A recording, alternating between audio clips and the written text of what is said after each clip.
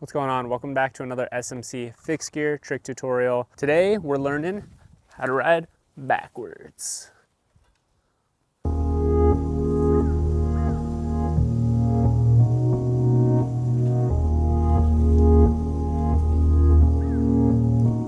I'm J-Ball. I've been riding fixed gear for like 14 years. Been doing this for a long time. And today we're gonna be learning how to ride backwards, or the technical term is how to ride fakie. Riding backwards can be intimidating, but I promise you it actually doesn't take that much time to learn. If you put in some quality practice, I think you can get it in about a week. And when I say quality practice, I mean like maybe an hour a day. Like that's great. You'll have it in a week's tops. Before we get into actual technique, let's take a look at your bike because you can definitely optimize it for riding backwards. Some things that help are a short stem, a high seat, riser handlebars, probably a little wider than the ones I have here. I like really short handlebars compared to most people. A light gear ratio helps. I'm riding 44-15, which actually isn't super light, but like 46-17 is probably a pretty good place to start out at. If you're riding a BMX sprocket type of ratio, 33-13 is a good one, or if you're on micro drive, I recommend 28-10 or 29-5. Last but definitely not least, for any fixed gear trick, not just riding fakie, make sure you have no chain slack. Chain slack only messes you up. There's no benefit to it. We're riding fixed gear. We don't want to be riding freewheel for a second, you know what I mean? There's multiple ways you can start out. You can 180 into it. You can start from a backward circle and kind of just like widen out the circle. You can roll from a bank, or you can nose bonk off of something. The way I learned it is rolling backwards from a bank, but since we don't have any banks here, an endo off a wall is pretty much the same feeling. This is the way I recommend because you can get a very straight line, which will help with your fakie. If you start from a backward circle, sometimes it's hard to straighten it out.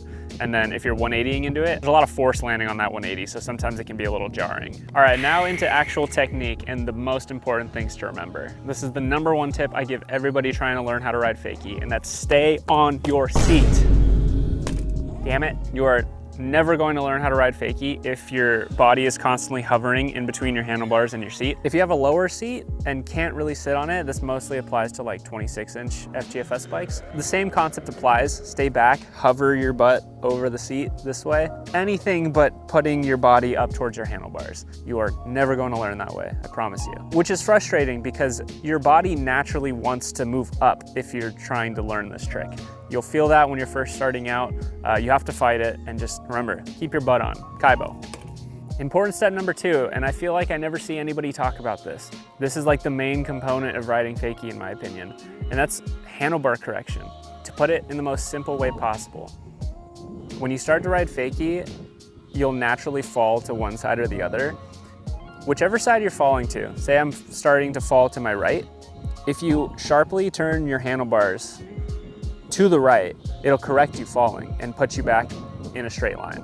Same applies if you're falling to the left. If you start to fall to the left, and you turn your handlebars to the left, and then it corrects your left leaning fall. If you're just correcting which way you start to fall, left and right, if you notice, you start to ride backwards, and that's pretty much it.